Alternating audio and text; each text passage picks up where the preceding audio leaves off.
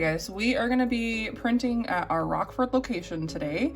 The first thing that we need to do is pull our patient from iTero. We're going to go ahead and go to patients here and search for our patient today. There she is. Now we found her right away in the correct office, but just a reminder, if you do need to look up another location, if you're not finding them right away, go to this drop down here and that will allow you to search between both of our scanners. We're gonna go ahead and type her name in one more time. There she is. All right guys, so we're also gonna be paying attention to this scan date. For the scans in iTero, they do read day, month, year. So just make sure when you're looking at this, you're finding the most recent scan with the year and paying attention to these dates as well.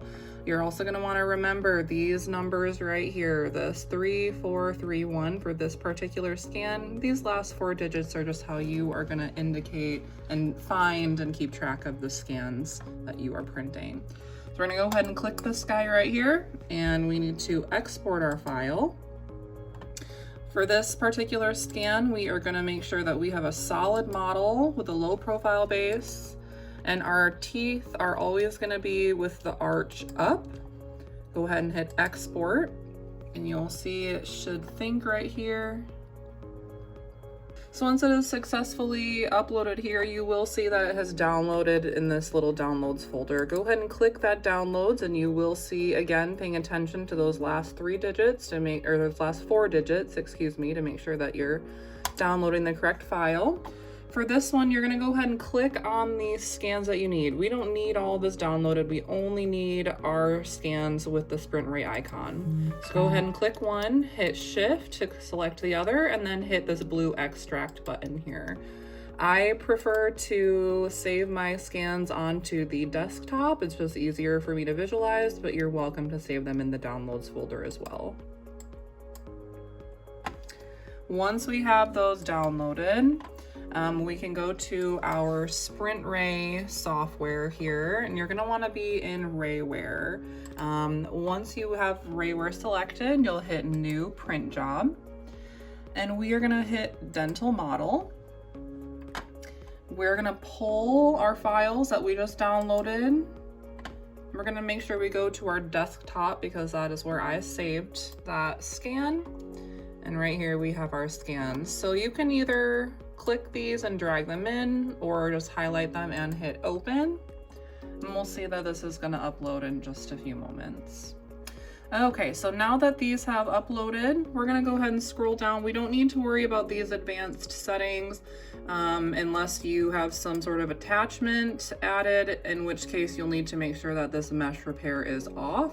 Otherwise, feel free to just leave it as is and hit prepare print. All right, so once our models have uploaded, the first thing that you need to do is turn off this autopilot mode. If this autopilot mode is not turned off, you won't be able to modify these models at all, which we do need to take care of today. So we're gonna turn this off, and now we can adjust the height of our model. So to adjust the height, you're gonna click on the model that you would like to work with. You're gonna make sure you're in this tools section, and you're gonna scroll down until you can select mesh edit. Then we're gonna use this plane cut option here to adjust the height of the model. There are many ways that you can do this. If you would like to click these arrows up and down to adjust, you are welcome to.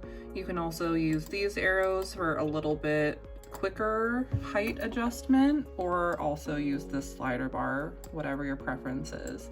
You're gonna wanna make sure that the model has enough material to make that retainer, both on the lingual and the facial aspect of the molds. So that means making sure there's at least a few millimeters of space between this cervical edge and the end of the model. This looks like a good height to me. I'm actually gonna make it a little bit taller.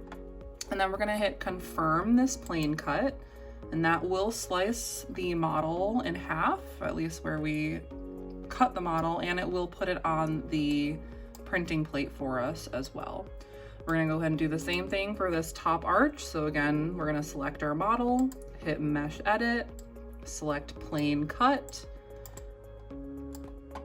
and then use our arrows to find a height that is appropriate. Go ahead and hit confirm plane cut.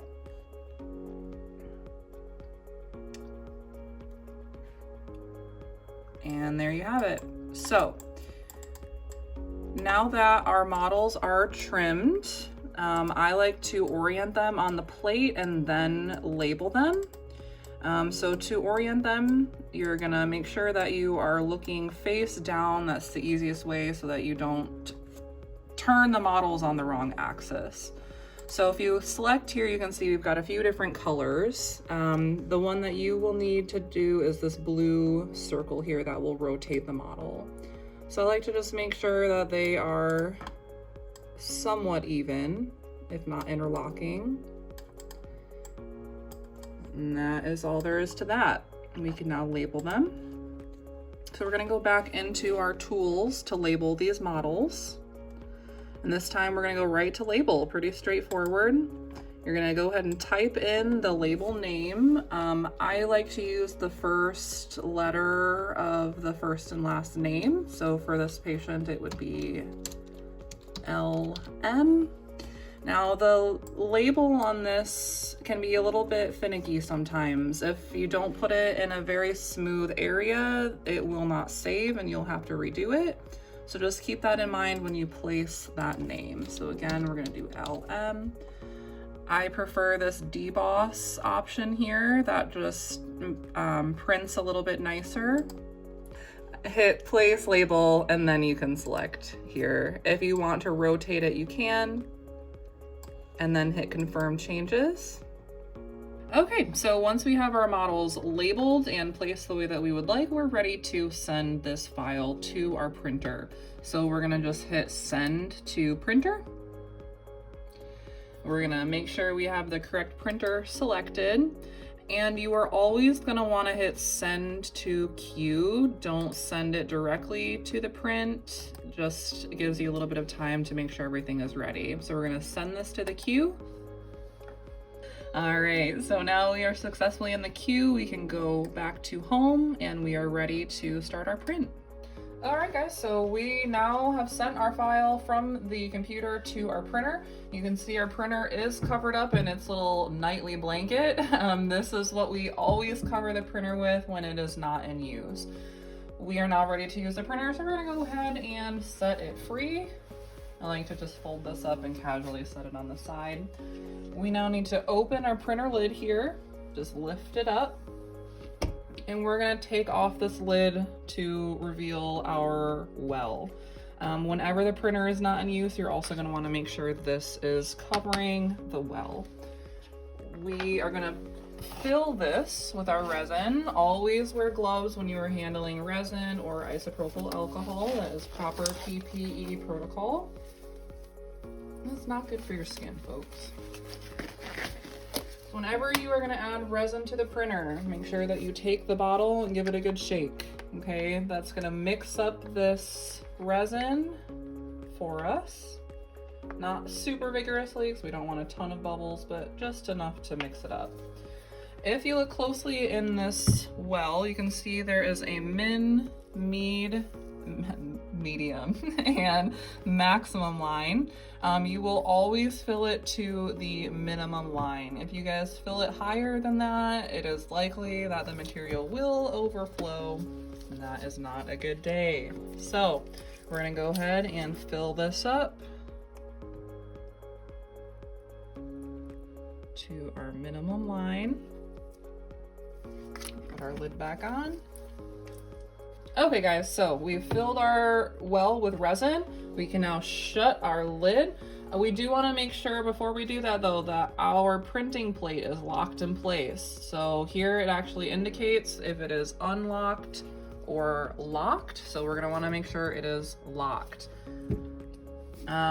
Just to show you, it's literally just a turn here. So again, we're just going to lock it and make sure it's secure.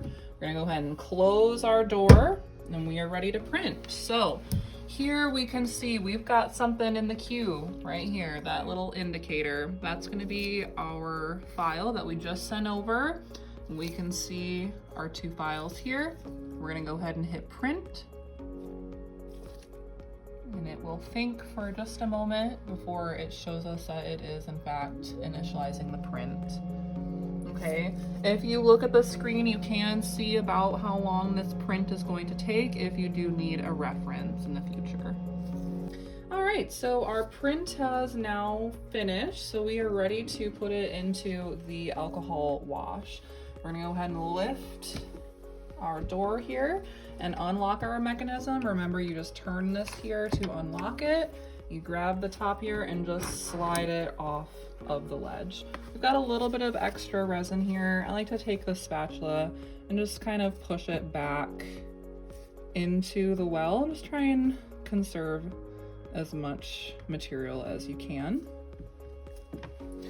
Then all you'll need to do is lift this top here, and you just set this right in here, base plate and all, it will puzzle piece in there, and hit start, wash, and dry, which usually takes about 10-15 minutes. All right, so our alcohol wash has completed its cycle. We are gonna go ahead and hit continue. That will just reset it. We are gonna grab our plate here, try and let a little bit of that excess alcohol drip back into this machine. And then we're gonna move on over to our air so you can dry these off. I like to do this over the trash can just so that we can save the floor a little bit.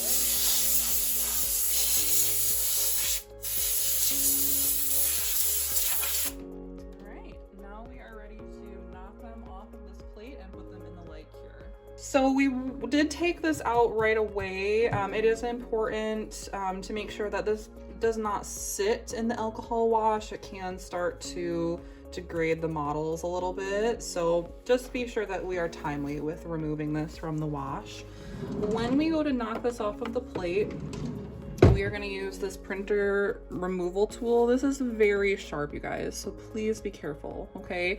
I'm going to recommend that you hold it here so that you keep your hand away from the sharp edge. When you knock this off, you're also going to make sure that this beveled edge is facing up towards the sky, okay?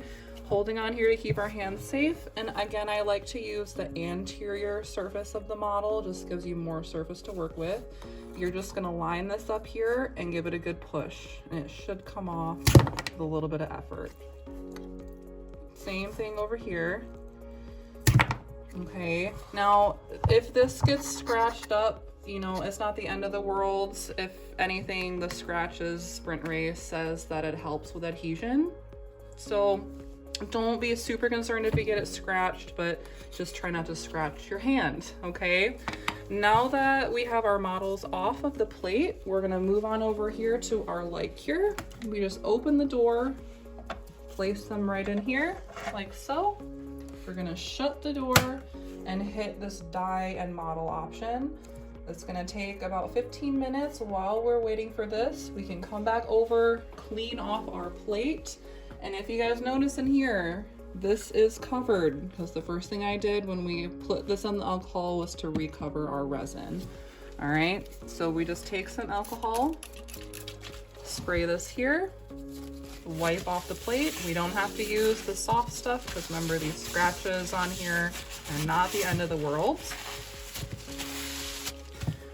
We're gonna grab this, line it back up, and then you're gonna turn this to relock the mechanism. Voila. All right, guys, so our light cure has finished processing. We can go ahead and hit continue just to reset the machine. Once we open this door here, we can take out our models and they are now ready for fabrication.